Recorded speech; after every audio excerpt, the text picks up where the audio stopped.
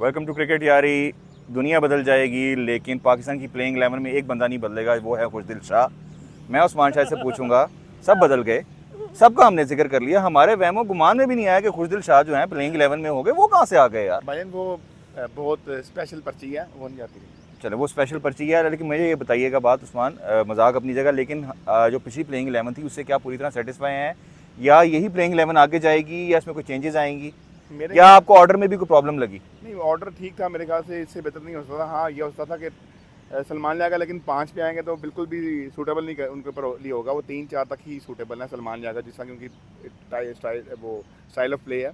तो ठीक है, वो 4 पे आए, 5 पे Hasan Nawaz playing good, he is playing good. वो पावर मिडऑर्डर अच्छा खेल रहे हैं, तो वो अच्छा है कि आपके टॉप। अच्छा, ये आपने कुछ थोड़ी पॉजिटिव बात की। हमने देखा कि यार जो साइम अयूब है मुसलसल फेल हो रहे हैं। कल भी एक बहुत सिंपल बॉल थी, पिच में ऐसा कुछ था भी नहीं, हम कहें कि बॉल रुक के आ रही है। बैटिंग फ्रेंडली पिच थी। आमिर सुहेल ने मैच शुरू होने से पहले कहा कि हल्की हल्की घास है, बैट के ऊपर पूरी तरह बॉल आएगी, लेकिन वो ऐसे लगा जैसे हमें वो समझ नहीं पाए। यार उनका थोड़ा बैट पैच चल रहा है, लेकिन क्योंकि उन्होंने पाकिस्तान के लिए पिछले 2 साल में बहुत कुछ किया है, तो अब उनको 1 मैच 2 मैच की परफॉर्मेंस हम बैठा नहीं सकते। अच्छा, मुझे एक और चीज़ भी बताइएगा कि हमने ये देखा कि साइम अयूब जो है बाबर आजम की जो पेयरिंग है उसमें उन्होंने अच्छा परफॉर्म किया। आपको लगता है कि सामने से सीनियर मेंटोर करता है तो फर्क पड़ता है? देखिए, बाबर आजम के साथ बैटिंग करना बिल्कुल डिफरेंट चीज़ है। बाबर आजम आपको ना बार बार बता रहे होते हैं कि आप ये वाली या इस पिच पे बॉल इस तरह से आ रहा है, आप इसको इस तरह से देखें। वो obviously Babar world class player है, तो वो वर्ल्ड क्लास वाली चीज़ें बताता भी है। और साइम ने खुद भी ऑलरेडी बता चुके हैं कि वो कंफर्टेबल फील करते हैं वो play when he is playing with Babar भाई। अच्छा, coming back to this point के हमने देखा कि साइम और जो हैं आपके फ़खर जमान, इन्होंने ओपन किया। फ़खर जमान भी चल नहीं सके। मैंने आपसे कल भी कहा था कि अगर ऐसी सीरीज़ है इसमें चाहिए था कि फ़खर को रेस्ट करवा देते और साहिबजादा फरहान को चांस दे देते। हमने देखा कि वो भी कोई खास नहीं कर सके। शायद अगर कोई एक आधा चेंज हुई है, फोर्स चेंज हुई तो यही होगी। अच्छा, अब बातें आते हैं हारिस के ऊपर। हारिस ने अच्छी परफॉर्मेंस दी, क्विक स्कोर किया उन्होंने। हारिस ने देखिए वहाँ से रन किए, उसके बाद उसका फ़ायदा उठाया पाकिस्तान के आने वाले बैट्समैन उन्होंने, फिर क्विक फायर रन्स इनिंग्स। अच्छा, क्विक फायर रन्स में हमने, लेकिन उसमें शानदार इनिंग खेली खुशदिल शाह ने, 10 बॉल में 5 रन की, वो बड़ी अच्छी। अच्छा, खुशदिल शाह ने 10 बॉल में किया, लेकिन 2 की टेकअवेज जो हम देखेंगे कि एक तो हसन नवाज जो हैं अच्छी एडिशन लग रहे हैं, एक जो पॉजिटिव एडिशन लग रहे हैं। दूसरा मैं ये भी बताता चलूँ कि हसन नवाज जो हैं वो सिर्फ आपको एक अच्छे बैट्समैन नहीं मिलेंगे, वो अच्छे फील्डर भी हैं।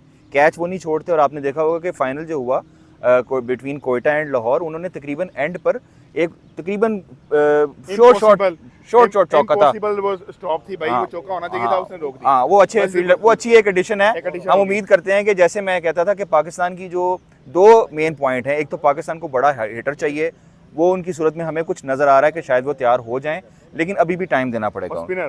और स्पिनर जो है उसके बारे में उस्मान में दोबारा आऊँगा। मुझे लगता है कि पिछले मैच में भी आपने एक स्पिनर गलत खिलाया, आपको फैसल अकरम या उसको चांस देना चाहिए था। अच्छा, मुझे ये बताएं कि यार मुझे समझ नहीं आती इस सोच की कि सलमान अली आगा खुद भी एक पार्ट टाइम स्पिनर है, कल उन्होंने खुद भी विकेट ले ली।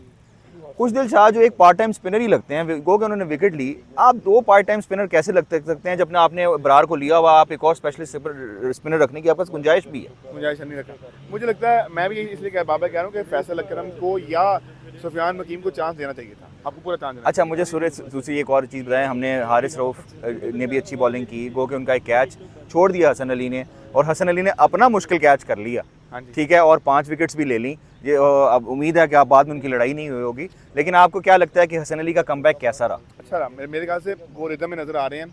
जब कोई बॉलर रिदम में होता है ना, तो उसको अब टीम का पार्ट। अच्छा, बड़े अरसे बाद मुझे लगा कि ना, जैसे हमने ये देखा कि जब PSL ख़त्म होने वाला था तो शहीन शाह अफरीदी भी वापस अपनी फॉर्म में आते देखे। आपको लगता है कि पाकिस्तान की बॉलिंग साइड की बेंच स्ट्रेंथ इंप्रूव होती हुई नजर आ रही है? मुझे भी ऐसा लग रहा है। देखें, अभी 2-1 साल से पाकिस्तान की बॉलिंग बिल्कुल नीचे गिर रही थी, ऐसा लग रहा था खत्म हो रही है, लेकिन अब मुझे ऐसा वापस लग रहा है कि सब लोग वापस आ रहे हैं, चीज़ें वापस फिट इन हो रही हैं। अच्छा, हमने सारी प्लेइंग 11 डिस्कस करी, आप समझ रहे हैं कोई चेंजेस आएंगे, यही जाएगी? 2 चेंजेस होती हैं, अगर चेंज हुई तो क्या क्वाइट पॉसिबल के एक आधा मतलब आप फ़हीम अशरफ को रेस्ट करा के बासविदी को खिला लें, या दूसरा चेंज ये हो सकता है कि आप साद फरहान को इन करें, लेकिन वो बहुत मुश्किल लग रहा है। चलें, ये तो उस्मान ने बता दिया, लेकिन एक चेंज बिल्कुल नहीं हो सकती, वो है Khushdil Shah. Thank you so much for watching cricket Yaari. Allah.